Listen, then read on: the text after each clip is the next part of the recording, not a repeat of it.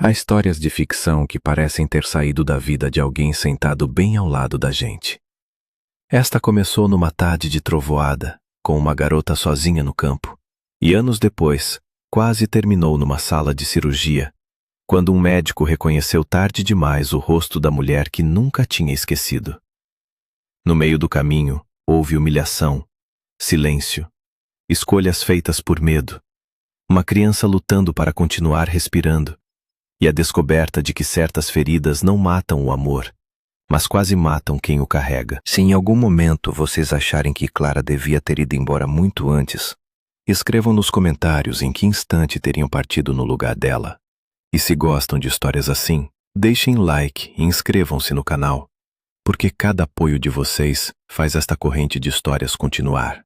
O calor do meio-dia já tinha cedido espaço a uma aragem mais fria, quando o céu começou a fechar sobre a aldeia. As nuvens, pesadas e baixas, vinham arrastando uma sombra azulada sobre os quintais, e o ar tinha aquele cheiro de terra que antecede a chuva forte.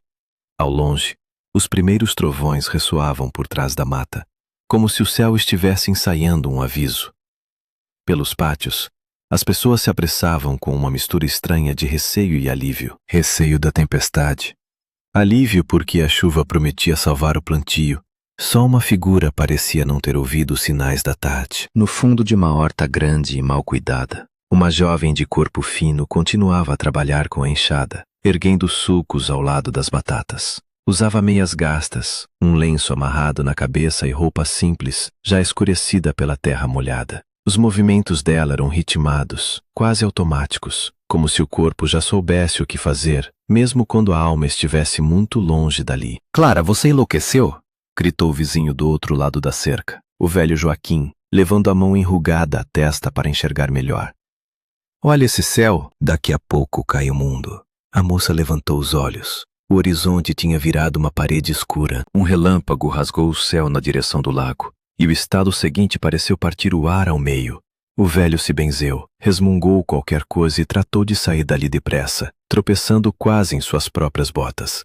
Clara ficou imóvel por um instante. Depois apertou os lábios, apoiou a enxada no chão e foi andando para casa. As primeiras gotas eram grossas, quentes, pesadas. Batiam no rosto e nos braços como pequenos choques. Em poucos segundos, a chuva caiu inteira, sem aviso, e a trilha de terra virou barro. O lenço se colou ao cabelo claro, as mangas grudaram na pele e o rosto de Clara se encheu de água. Só que naquele rosto, não era só a água da chuva que escorria. Ela chorava havia tempo demais para distinguir lágrimas de enxurrada. Ao chegar à porta, hesitou.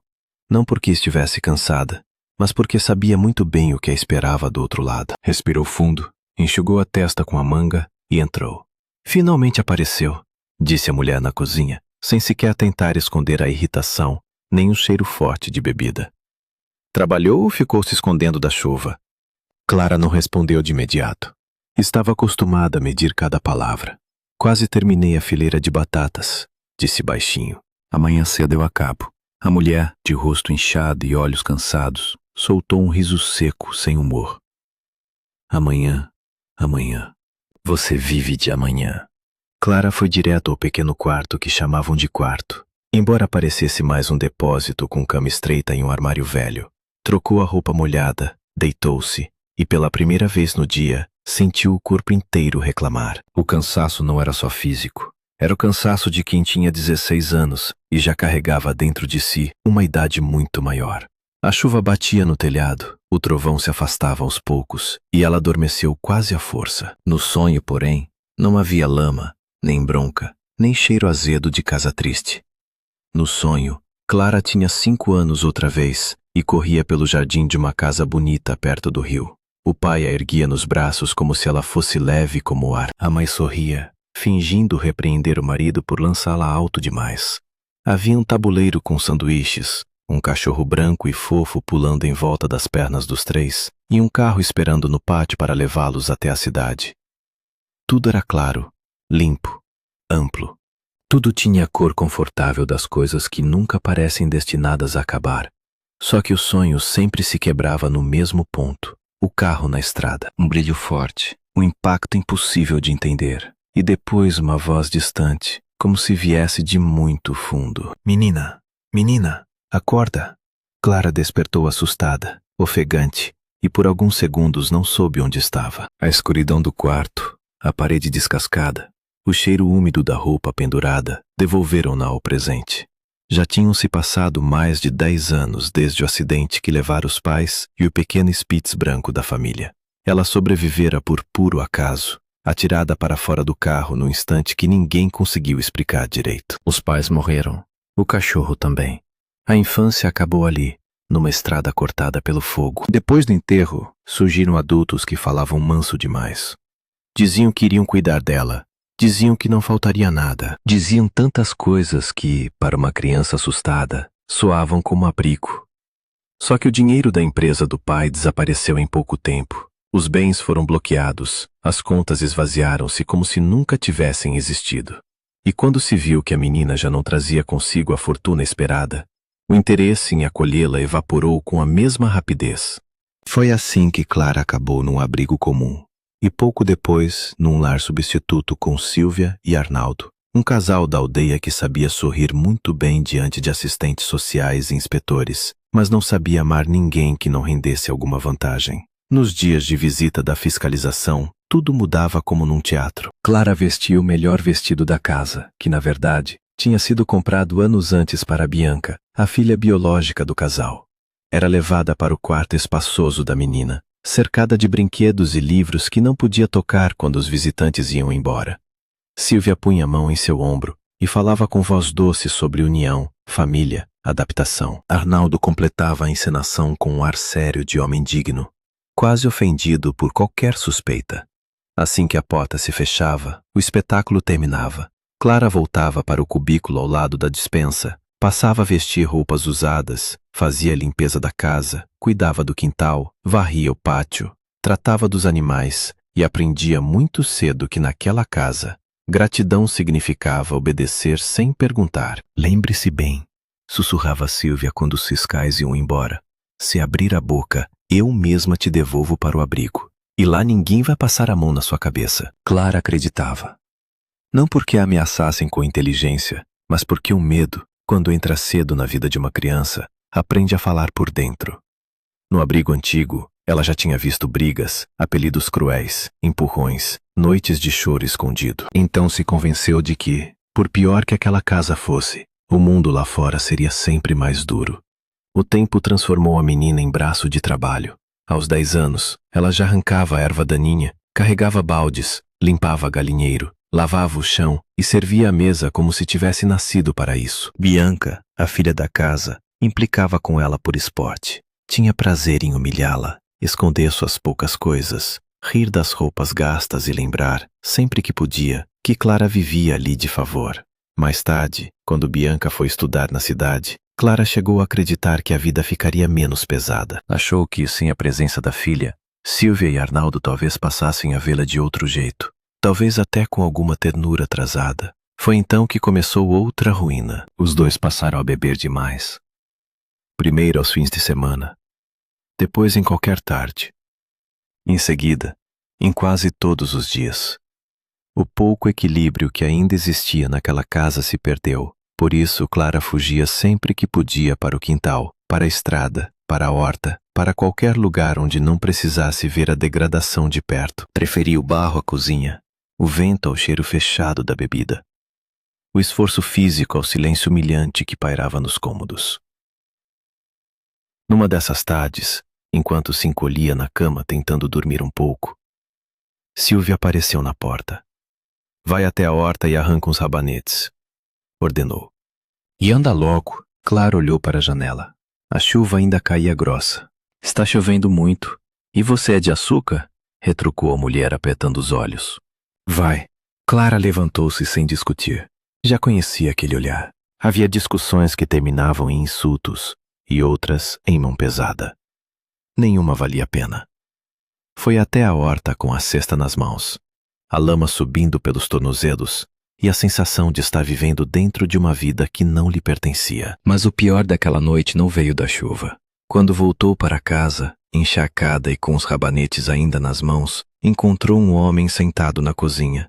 Era o irmão mais novo de Silvia, Renato, recém-saído da prisão. Tinha sorriso frouxo, olhos inconvenientes e uma maneira de olhar para ela que fez o estômago de Clara endurecer por dentro.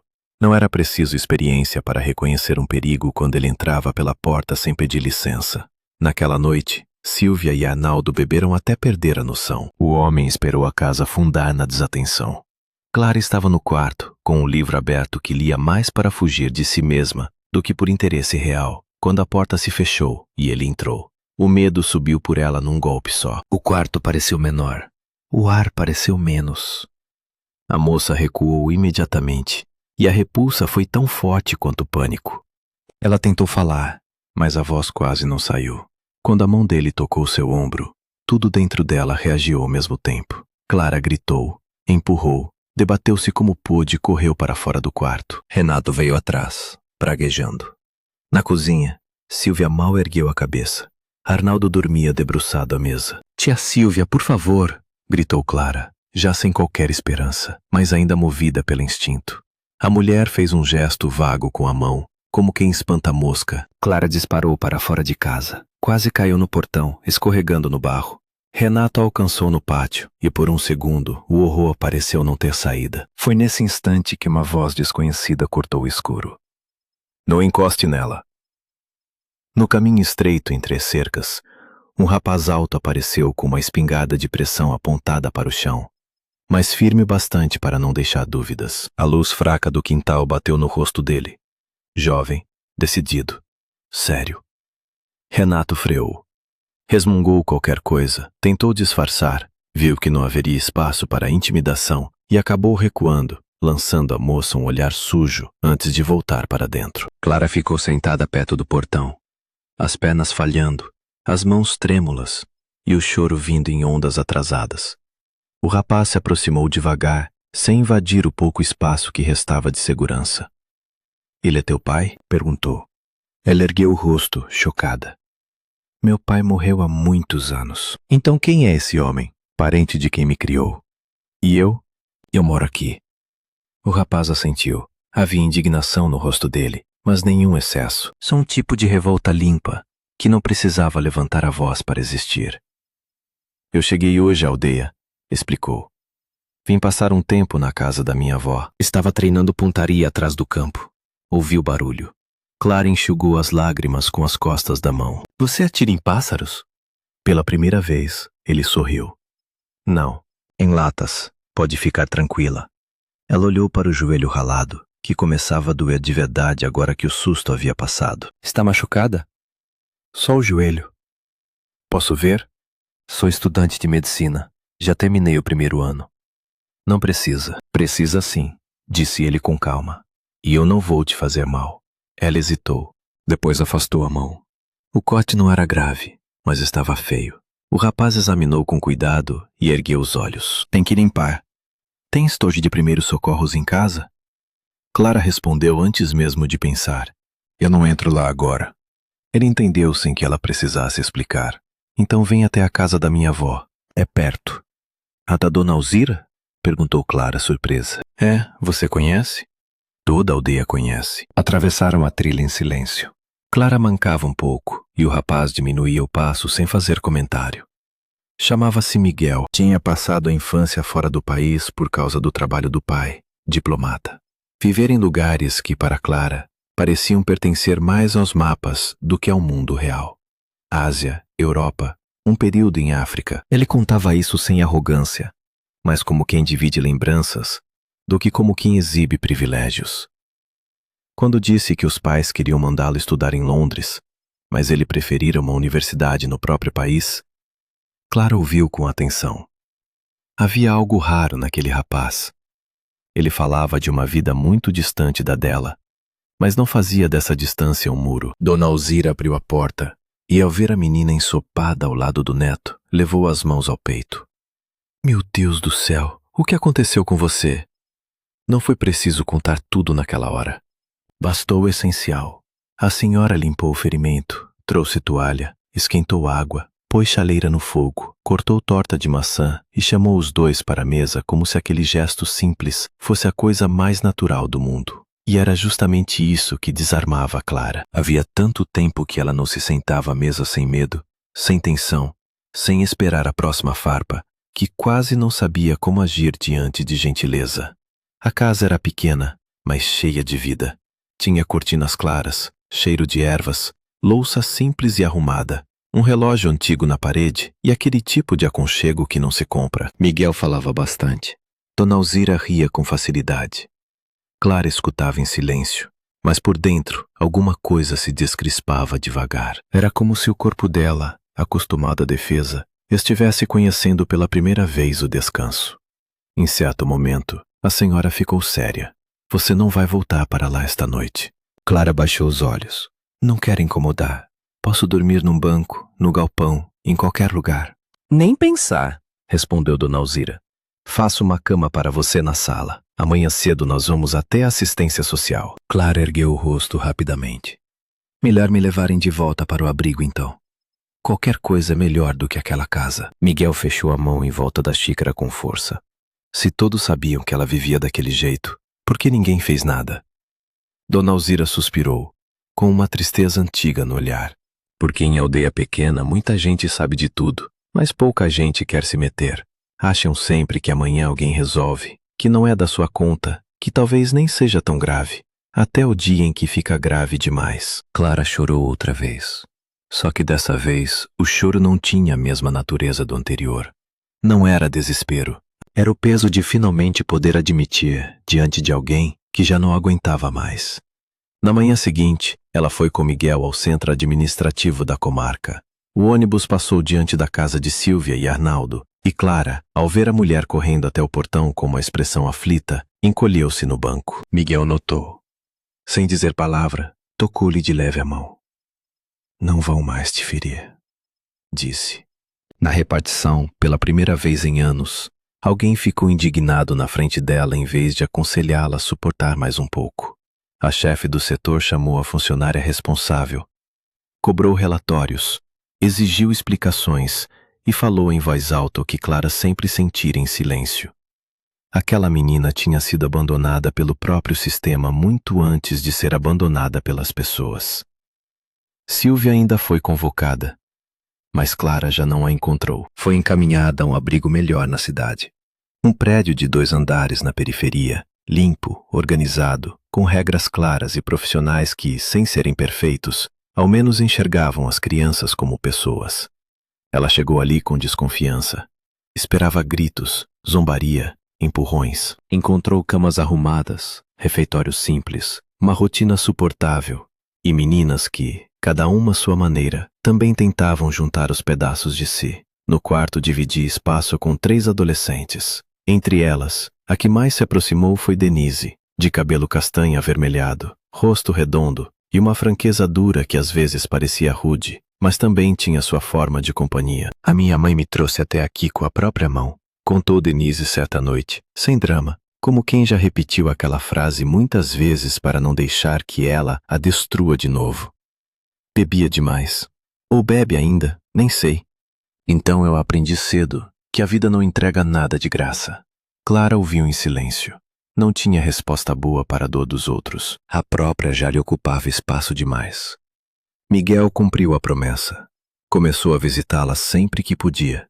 Às vezes levava uma torta de Dona Alzira, às vezes algum chocolate, às vezes aparecia só para conversar um pouco no pátio. O curioso era que ele nunca chegava impondo salvação, como se fosse herói de história. Não. Ele chegava como quem simplesmente queria estar ali. E essa simplicidade valia mais do que qualquer discurso. Clara passou a esperá-lo sem admitir isso nem para si. Quando ouvia que ele poderia vir, arrumava o cabelo com mais cuidado. Quando ele demorava alguns dias, inventava para si mesma que não ligava. Denise, observadora como era, percebeu antes que a própria Clara aceitasse. Você está apaixonada por esse teu futuro doutor, soltou um dia, com um meio sorriso enviesado. Não estou. Está sim. Fica diferente quando falam dele. Clara negou, mas sentiu o rosto queimar. Denise deu de ombros. Só toma cuidado. Gente como ele gosta de brincar de bondade. Depois segue a vida e pronto. Miguel não é assim. Você acha isso porque ainda acredita muito. Clara se irritou, porém não discutiu. Lá no fundo, preferia confiar no próprio coração a transformar tudo em suspeita. Já tinha vivido demais na falta. Não queria viver também na amargura. Durante meses, Miguel foi presença constante. Depois, de repente, desapareceu. No início, Clara achou que fosse atraso, prova, viagem curta. Depois de uma semana, começou a se preocupar. Depois de 2, a ansiedade virou nó. Quis perguntar, quis buscar notícia, quis ao menos entender. Foi então que Denise lhe disse, com a frieza de quem entrega um fato simples: ele esteve aqui antes de ir embora. Você estava na aula. Disse que precisava sair às pressas. Acho que deixou um bilhete na varanda, mas algum menino menor deve ter rasgado ou levado. Clara aceitou essa explicação porque não tinha outra. Doeu, mas aceitou. O coração, quando ama pela primeira vez, tenta desculpar até o que não entende. Com o tempo, porém, a dor se endureceu na forma mais amarga, a de quem começa a se sentir ridícula por ter esperado. Os anos de abrigo passaram. Clara concluiu os estudos básicos, foi para um curso técnico de costura e recebeu uma vaga em residência estudantil. Denise também seguiu a mesma direção por conveniência. Moravam perto, estudavam juntas e conviviam mais por hábito do que por verdadeira harmonia. Clara já não falava de Miguel, nem ousava perguntar. Até que, numa tarde comum de parque, ouviu atrás de si uma palavra que seu coração reconheceu antes da razão. Botão. Era assim que ele a chamava, brincando com o jeito pequeno e firme dela. Clara se virou e o tempo pareceu vacilar. Miguel vinha correndo em sua direção, mais homem do que rapaz, traços mais maduros, o mesmo sorriso capaz de abrir claridade onde antes havia medo. Ela não pensou, correu para ele também. Onde você esteve? Perguntou com a voz trêmula entre alegria e acusação. Miguel a abraçou forte. Eu fui embora às pressas. Minha mãe se machucou no exterior e exigiu que eu ficasse com ela por meses. Antes de sair, eu fui te procurar. Deixei carta. Denise não te entregou? Clara virou o rosto devagar para a amiga, que tinha ouvido tudo. Denise se confundiu por um segundo e logo improvisou. Eu deixei num banco do pátio. Os meninos pegaram. Miguel franziu a testa. Era importante. Clara sentiu a velha ferida abrir de outro modo. Não discutiu ali. Não estragaria aquele reencontro. Quis saber do restante. E Miguel contou que trancara a faculdade por um período, cuidara da mãe em Londres, vivera meses preso a uma obrigação que não escolhera e só agora conseguia voltar. Naquele fim de tarde, caminharam pela cidade como se tentassem recuperar em horas o tempo que lhes tinha sido roubado. Pela primeira vez, Clara não precisou esconder o que sentia. Percebeu isso quando ele parou, olhou em seus olhos, e o beijo aconteceu com a naturalidade de algo que já estava decidido havia muito tempo. A partir dali, o amor deixou de ser hipótese. Miguel ocupava cada pensamento dela. Clara entrava em sala lembrando do riso dele, saía do curso contando as horas para vê-lo. Às vezes bastava sentarem num banco e conversarem. Outras andavam sem destino, compartilhando histórias, medos, planos que ainda nem sabiam nomear.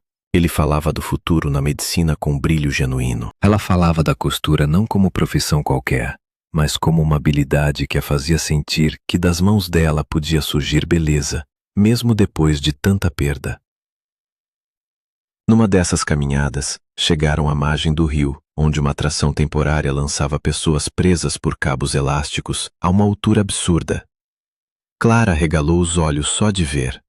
Isso é horrível, Miguel riu. Horrível é viver com medo de tudo. Eu não pisaria nisso nem por brincadeira. Ele a observou por um segundo divertido, e então falou: e se eu subir lá e gritar para o mundo inteiro que amo você? Não faça isso. Por quê? Porque eu já sei. Talvez eu queira que o mundo saiba também. Antes que ela o impedisse, Miguel correu até a fila.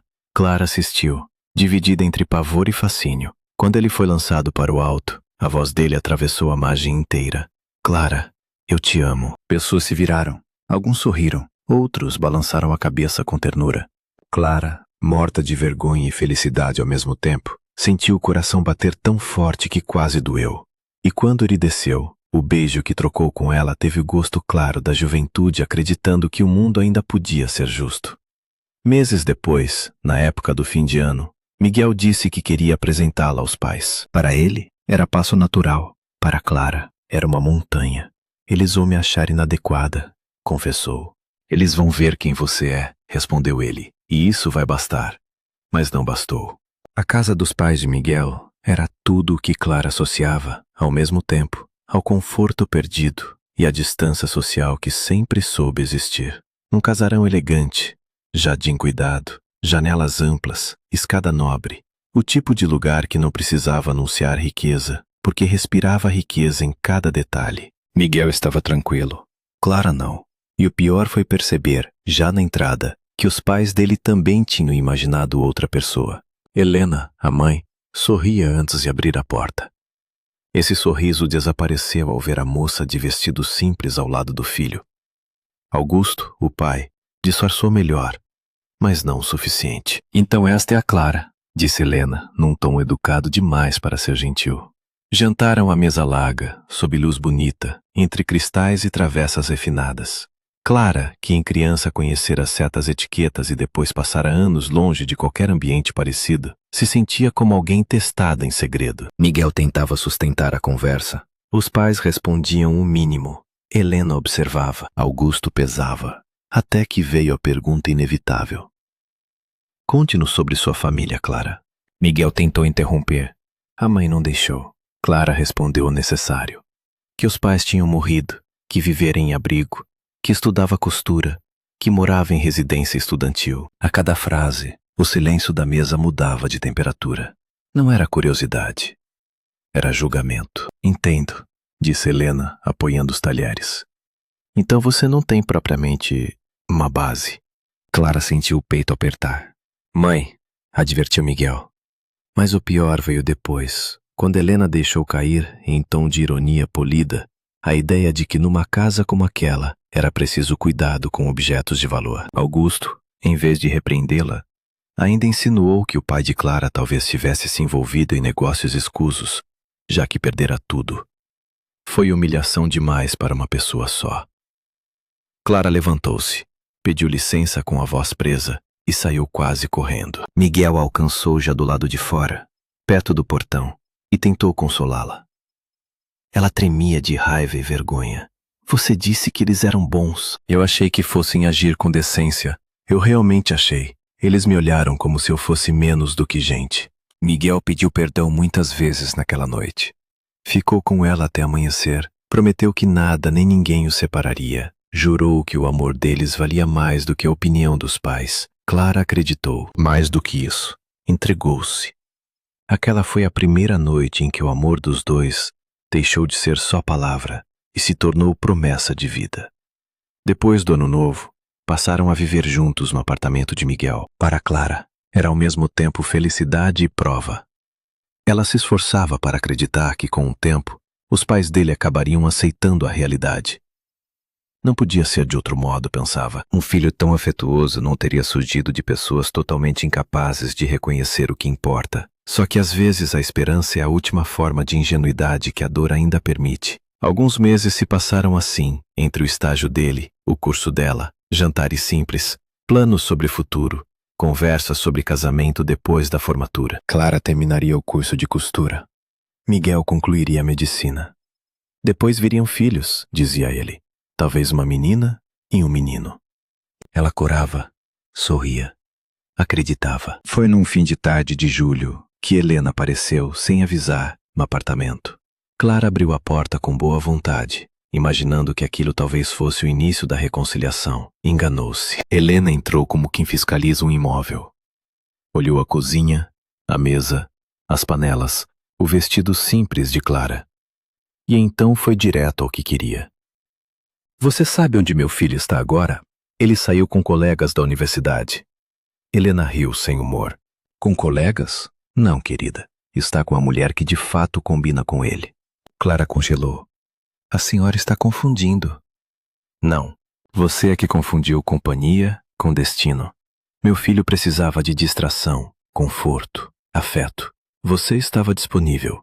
Mas a vida dele não vai terminar em torno de uma costureirinha sem história.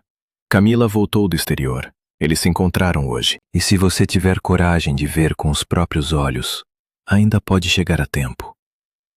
Cada palavra acertava com precisão cruel. Helena ainda mencionou o café italiano no centro, insinuou o casamento próximo, chamou o apartamento de bem comprado com dinheiro do marido. E ao sair, deixou no ar não uma suspeita, mas uma sentença. Clara ficou alguns minutos sem se mover. Havia um bolo no forno, havia mesa posta, havia vida em andamento.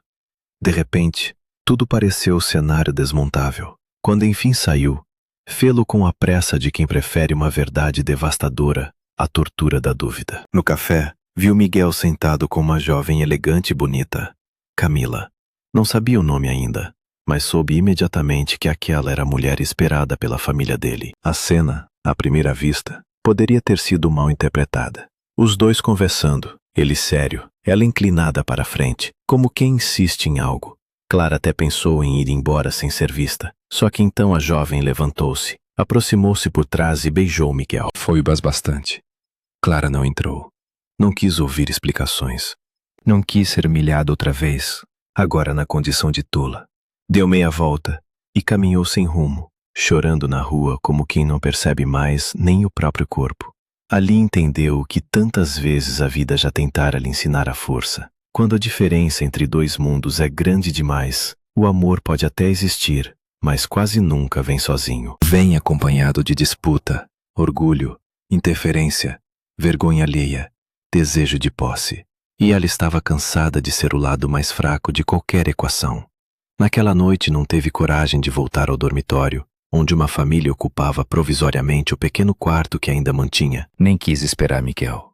Dormiu na guarita da fábrica onde começaria a trabalhar, acolhida por um vigia bondoso chamado Seu Tobias, que não fez perguntas e lhe ofereceu chá, pão, silêncio e um divã estreito. De manhã, vendo uma folha de classificado sobre a mesa, Clara leu um anúncio para costureiras em outra cidade, com alojamento incluído. Foi uma decisão quase violenta na rapidez. Pediu a carteira de trabalho, insistiu no desligamento. Juntou poucas coisas e partiu antes que o amor a convencesse a ficar e ouvir mais uma versão da mesma dor. O novo lugar não era o começo luminoso que o anúncio prometera. A fábrica pagava pouco.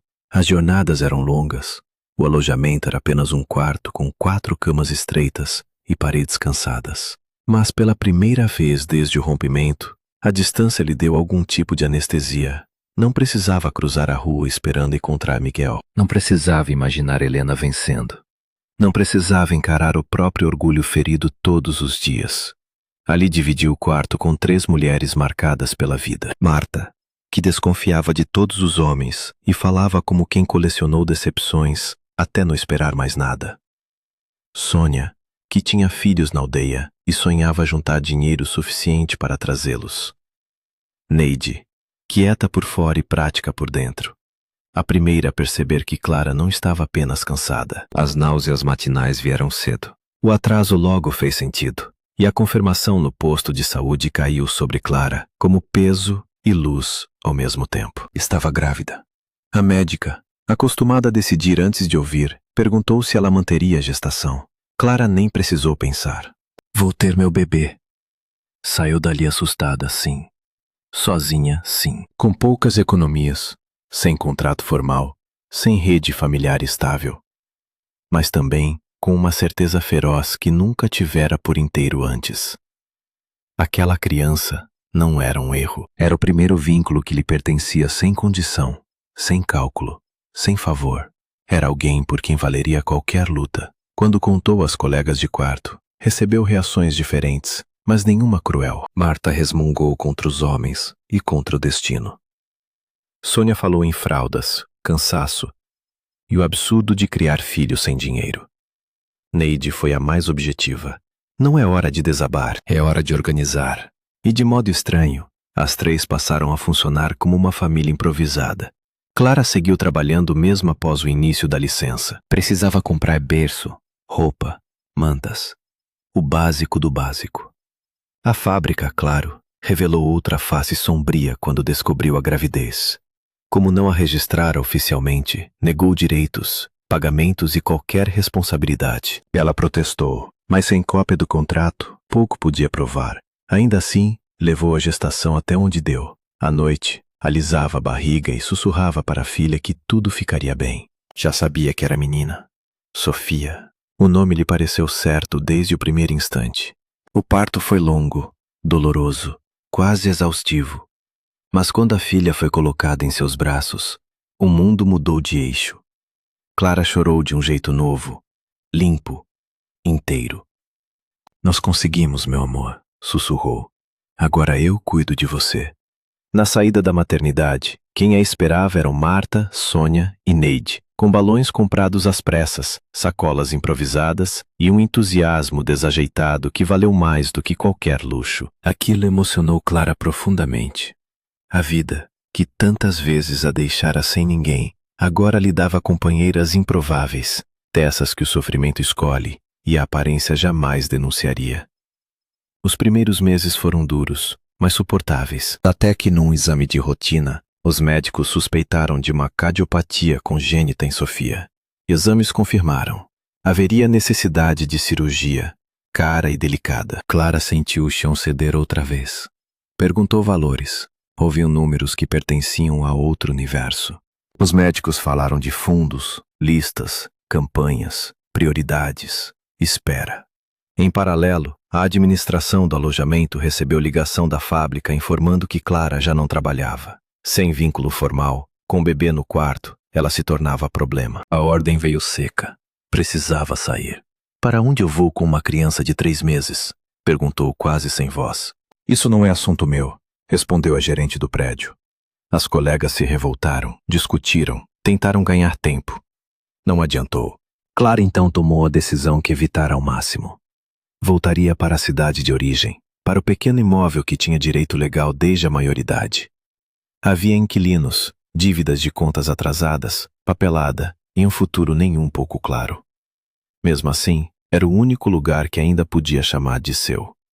Neide acompanhou na viagem e a ajudou nos primeiros trâmites. Marta e Sônia prometeram continuar enviando o que pudessem, e prometeram. Telefonavam, visitavam quando dava, faziam vaquinha pequena entre elas, davam apoio moral. Às vezes na vida, quem menos tinha era justamente quem oferecia mais. No apartamento de Clara, a realidade era bruta. Os antigos ocupantes tinham deixado contas sem pagar. Os primeiros benefícios da filha foram engolidos por dívidas acumuladas. Houve dias em que ela mal sabia como faria a próxima compra do mês. Mesmo assim, não procurou Miguel. Não lhe passou pela cabeça pedir nada. O orgulho ferido ainda falava mais alto do que a necessidade. E por baixo do orgulho havia também medo. Medo de ouvir que a criança nada significava. Medo de confirmar que a humilhação poderia ser ainda maior. Com o tempo, encontrou uma forma de sobreviver. Comprou uma máquina de costura usada. Começou consertando roupas de vizinhas, depois recebendo encomendas, ajustando vestidos, costurando peças simples, fazendo bainhas, colchas, uniformes. A reputação cresceu devagar. O dinheiro entrava pouco, mas entrava, e tudo o que ganhava era imediatamente tragado por remédios, alimentação, contas, exames, passagens, consultas. Sofia crescia doce, inteligente e frágil. Havia dias em que brincava como qualquer criança. Havia outros em que se cansava cedo, ficava pálida, respirava mal. Clara aprendia a escutar a própria casa pelo ritmo do coração da filha. Os fundos beneficentes davam respostas impessoais, frias, técnicas. Sempre havia casos mais urgentes, crianças menores, situações mais dramáticas, campanhas com maior apelo. Clara compreendia racionalmente, mas isso não diminuía o desespero. Assim se passaram 6 anos. 6 anos de costura, espera, esperança interrompida, contas apertadas e um amor materno que não tinha para onde recuar. À noite, depois que Sofia dormia, Clara às vezes pensava em Miguel. Imaginava se ele tinha se casado com Camila, se vivia noutro país, se lembrava dela em algum canto remoto da memória. Em seguida expulsava esse pensamento, porque não lhe servia. A vida exigia coisa mais urgente do que nostalgia. Uma tarde, ao sair para comprar pão e leite antes do fechamento do mercado, Sofia empacou diante do parquinho da praça. Quero brincar na areia agora. Primeiro a gente compra o pão, depois volta. Agora. A menina, normalmente calma, começou a chorar com uma insistência estranha. Algumas mães da vizinhança que conheciam Clara de vista ofereceram-se para vigiá-la por 5 minutos. Pode ir tranquila, disse uma delas. A gente fica aqui. Clara hesitou, mas o mercado fechava em poucos minutos. Entregou a filha. Explicou rapidamente que a menina não podia se agitar demais e correu. A filha estava maior do que o esperado. Quando pagou as compras e voltou à praça, o cenário era outro. As mulheres estavam pálidas, em choque. Uma delas chorava. Outra apertava um cartão na mão. Onde está minha filha? Gritou Clara antes mesmo de entender. A explicação veio atropelada. Sofia tinha caído ao lado da caixa de areia. Ficado roxa, convulsionado. Um homem desconhecido apareceu dizendo ser médico. Prestou os primeiros socorros, viu a gravidade, tomou a menina nos braços, disse que cada segundo importava e a levou para uma clínica de cardiologia. Deixou o endereço, deixou o telefone. Foi tudo muito rápido. Clara ouviu a palavra levou, como se o mundo tivesse sido arrancado do lugar. Entrou num táxi chorando, ligou para a polícia, depois desligou porque mal conseguia falar. O trajeto pareceu interminável. No endereço indicado havia, de fato, uma clínica particular especializada em cirurgias cardiovasculares. Na recepção, uma atendente confirmou com serenidade o que parecia absurdo demais para ser real. Sua filha está aqui. Foi atendida imediatamente. Ela precisou de intervenção urgente. Intervenção? Eu não tenho dinheiro para pagar cirurgia nenhuma, disse Clara, sem perceber o que priorizava em meio ao pânico. A atendente ergueu os olhos, firme, mas não rude. Agora a prioridade é a vida da sua filha. O restante se vê depois. E se quem está com ela é o Dr. Miguel Augusto, então a senhora pode ter certeza de que tudo o que for possível será feito. O nome atingiu Clara como um choque frio. Miguel. Pensou que fosse coincidência. Tantas pessoas se chamavam Miguel. Tantos médicos tinham sobrenomes comuns. Mas quando a porta da ala cirúrgica se abriu horas depois e o homem de jaleco saiu exausto, de máscara no pescoço e olhos cansados, a verdade veio inteira. Era ele. Miguel parou ao vê-la. Clara também. Por um segundo, os dois pareceram presos entre o passado e o presente, como se o tempo exigisse deles uma resposta imediata para anos inteiros de ausência. Clara, disse ele, quase sem voz. Ela deu um passo. Abriu a boca para perguntar sobre Sofia e apagou. Quando acordou, estava no sofá do consultório dele. Miguel sentado ao lado. O mesmo, diferente. Mais duro nos traços, mais contido nos gestos, mas com o mesmo cuidado nos olhos. E a minha filha? Foi a primeira coisa que ela conseguiu dizer. Está viva, respondeu ele imediatamente, e estabilizada. O quadro era gravíssimo. Precisamos agir na hora. Haverá outro procedimento depois, com um especialista muito específico. Mas agora ela saiu do maior risco. Clara começou a chorar de alívio, e o choro desta vez veio acompanhado de tantos anos comprimidos que não havia mais fronteira clara entre emoção atual e dor antiga.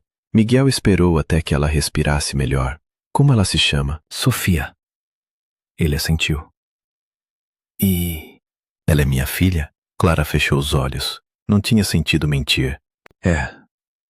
Miguel recuou como se a realidade tivesse peso físico. Meu Deus. Ela então contou tudo. A visita de Helena, o café, o beijo de Camila, a fuga, a gravidez descoberta já longe, a doença da menina, as tentativas frustradas, as noites costurando até os dedos doerem, as filas, os fundos, o medo. Miguel ouviu sem interromper. A cada frase, seu rosto se tornava mais sombrio. Eu nunca fiquei com Camila, disse enfim. Ela me ligou naquele dia dizendo que era urgente. Eu menti para você porque sabia que você detestava qualquer aproximação com ela e achei que resolveria rápido. Ela apareceu no café, falou coisas sem sentido, insistiu, e quando tentou me beijar, eu a afastei. Você viu só um instante errado. E tudo isso, ele passou a mão pelo rosto. Tudo isso foi armado. Hoje eu entendo. Clara chorava em silêncio. Sua mãe veio até o apartamento. Miguel fechou os olhos por um momento, como quem confirma uma ferida antiga. Eu procurei você por muito tempo. No dormitório, no curso, no trabalho. Falei com Denise. Ela debochou, como se soubesse mais do que dizia. Depois da formatura, fui para o exterior especializar-me. Mas nunca casei. Nunca construí outra vida de verdade. Há 2 anos voltei, assumi esta clínica e continuei procurando. Eu devia ter insistido mais. Devia ter desconfiado antes. Devia. Não adianta, interrompeu Clara com voz cansada. O que aconteceu já aconteceu. Adianta sim, se eu ainda puder reparar o que for reparável. Foram juntos ver Sofia. A menina já estava desperta, fraca, mas consciente. Clara a beijou entre lágrimas. Miguel preferiu naquele momento apresentar-se apenas como médico. Disse que a menina estava segura, que cuidaria dela, que dali em diante seu coração seria tratado com todo o cuidado possível. Sofia, ainda tonta, apertou a mão dele com confiança espontânea. Havia algo quase cruel e belo naquela cena. Pai e filha se tocando pela primeira vez sem saberem, ao menos da parte dela, tudo o que aquele toque significava. O segundo procedimento foi marcado semanas depois. Miguel chamou um especialista estrangeiro para auxiliar. Não discutiu valores, não permitiu negociação. Resolveu tudo como médico e como pai, ainda que a menina só viesse a saber dessa segunda condição no momento certo. Durante a recuperação, Clara e Miguel conversaram como nunca tinham conseguido antes. Não sobre o brilho do começo, mas sobre o custo real de cada silêncio. Ele contou que a relação com os pais ruíra de vez quando se recusara a seguir o plano deles. Falou de anos de distância, de uma solidão elegante por fora e vazia por dentro. Ela contou do abrigo, das colegas de fábrica, de Dona Alzira já falecida, da costura, das noites em claro. Quanto mais falavam, mais doloroso ficava perceber o tamanho da vida que perderam. Mas também mais evidente se tornava a verdade simples. O sentimento não tinha morrido. Tinha sido enterrado por orgulho, manipulação e desinformação. Agora respirava outra vez, com cicatrizes e tudo.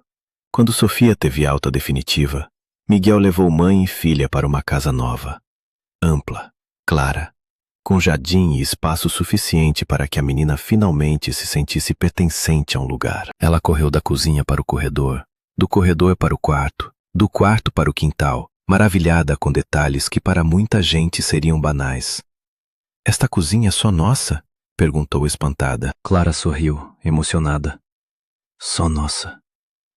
Miguel se abaixou diante da menina e percebeu que não fazia mais sentido adiar. "Posso te contar uma coisa importante?"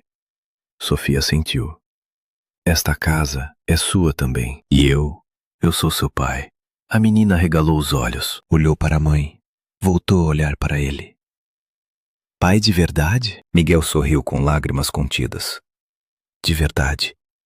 Ela ficou alguns segundos em silêncio, assimilando. Depois jogou os braços em volta do pescoço dele, com a naturalidade desarmante das crianças quando o coração decide antes da cabeça.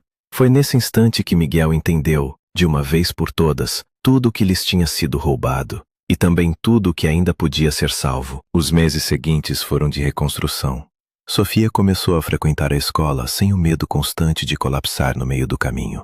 Clara reaprendeu a viver em casa sem sentir culpa por não estar sofrendo. Miguel dividia o tempo entre a clínica e a família, com a seriedade de quem não desperdiça uma segunda oportunidade. Não demorou para que ele pedisse Clara em casamento. Não como reparação, nem como compensação, mas como confirmação madura de um amor que sobrevivera ao pior de ambos os mundos. Ela aceitou sem hesitar, mas com uma condição silenciosa dentro de si. O passado já não pisaria no presente como antes. Helena e Augusto souberam da notícia e reagiram como quem recebe ofensa pessoal. Helena ainda tentou se referir a Sofia com crueldade, como se a menina não passasse de prova indesejada de uma ligação que ela sempre quis apagar. Foi a última vez que Miguel permitiu intromissão. "Não falem da minha filha nesses termos nunca mais", disse ele. "Se não conseguem respeitar a mulher que eu amo, nem a criança que quase morreu por causa das suas intrigas, então não tem lugar na minha casa." A ruptura foi completa. O casamento aconteceu meses depois, simples e bonito, cercado mais por verdade do que por protocolo. Marta, Sônia e Neide viajaram especialmente para a cerimônia e, ao ver Clara de vestido branco, emocionaram-se como se a vitória fosse também delas. E era. Tinham segurado aquela mulher quando ela ainda não tinha nada além de resistência. Tinham sido testemunhas de uma dignidade que sobrevivia até em quarto apertado de alojamento. Ver agora Clara entrando de cabeça erguida, com Miguel à espera e Sofia sorrindo ao lado, era como assistir a uma justiça tardia que a vida às vezes, muito raramente, resolve fazer. Depois da festa, da lua de mel curta e dos primeiros meses de estabilidade, veio uma reviravolta que ninguém imaginava mais possível. Um notário chamado Álvaro entrou em contato com Clara. Disse ter uma informação delicada, mas importante, sobre a empresa que um dia pertencera ao pai dela. Na reunião, explicou que um empresário poderoso havia sido preso por outros crimes e durante as investigações surgira a verdade enterrada por décadas. O antigo administrador da firma de Eduardo, pai de Clara, vinha desviando dinheiro havia muito tempo. Quando percebeu que seria descoberto e afastado, organizou o acidente que matou o casal. Clara sobrevivera por acaso, e depois da tragédia, esse homem apropriara-se da empresa, dos ativos e de tudo que pudera usurpar. A senhora é herdeira legítima, concluiu o notário. Parte relevante desses bens pode ser recuperada. Clara ouviu aquilo como quem escuta algo impossível demais para caber na mesma vida. Não houve alegria imediata, houve luto renovado. Porque embora o dinheiro representasse reparação, a verdade devolvia também a dimensão cruel da perda. Seus pais não morreram apenas num acaso de estrada, foram arrancados por ganância. Com o apoio de Miguel, ela regularizou a sucessão, vendeu a parte que não desejava administrar e se viu, pela primeira vez, diante de recursos suficientes para escolher o próprio futuro, sem que a sobrevivência ditasse tudo. Miguel imaginou ajudá-la a ampliar o conforto da família. Clara pensou diferente. Queria trabalhar. Queria construir algo seu. Não por necessidade agora, mas por identidade. A costura não era mais apenas meio de subsistência. Era a linguagem. Foi então que nasceu a ideia do ateliê. Depois, dos ateliês. Clara convidou Marta, Sônia e Neide para se mudarem de vez. Ajudou cada uma a reorganizar a vida. Alugou espaço, comprou máquinas, contratou gente, estudou administração com humildade, errou, corrigiu, insistiu. O primeiro ateliê abriu sem luxo exagerado, mas com padrão impecável. As clientes chegavam por curiosidade e voltavam pela qualidade. Em pouco tempo vieram outros pedidos, outras encomendas, outros endereços. O nome escolhido surpreendeu muita gente. Faísca. Por quê? Perguntou Neide intrigada, quando o terceiro ateliê já funcionava bem. Eu teria apostado no teu nome, ou no da Sofia. Clara sorriu. Porque durante anos eu achei que a minha vida só mudaria se um raio caísse do céu e acabasse com tudo o que me machucava. Hoje eu entendi que mudança não vem sempre como destruição. Às vezes começa pequena, como uma faísca. E se alguém protege essa faísca, ela vira luz. Era uma resposta tão dela que ninguém discutiu. Os negócios cresceram. Sônia conseguiu trazer os filhos para perto. Marta, a mais desconfiada de todas, acabou encontrando um homem decente e passou a falar do amor sem ironia constante. Neide decidiu acolher uma menina do abrigo onde certa vez fizeram uma visita solidária. E Clara, entre provas de roupa, desenhos, entrevistas e reuniões, nunca abriu mão das horas da escola de Sofia, das refeições em família e dos fins de tarde no jardim. Naquele jardim, aliás, vivia agora um Spitz branco chamado Nuvem, escolhido por Sofia e aceito por Clara com uma ternura silenciosa. Havia gestos que não apagavam a dor antiga, mas a reescreviam com delicadeza. Um dia, já quando Sofia se aproximava dos 10 anos, Helena telefonou. A voz vinha macia demais. Clara, vi uma reportagem sobre você. Que mulher extraordinária você se tornou. Nós gostaríamos muito de conhecer melhor nossa neta.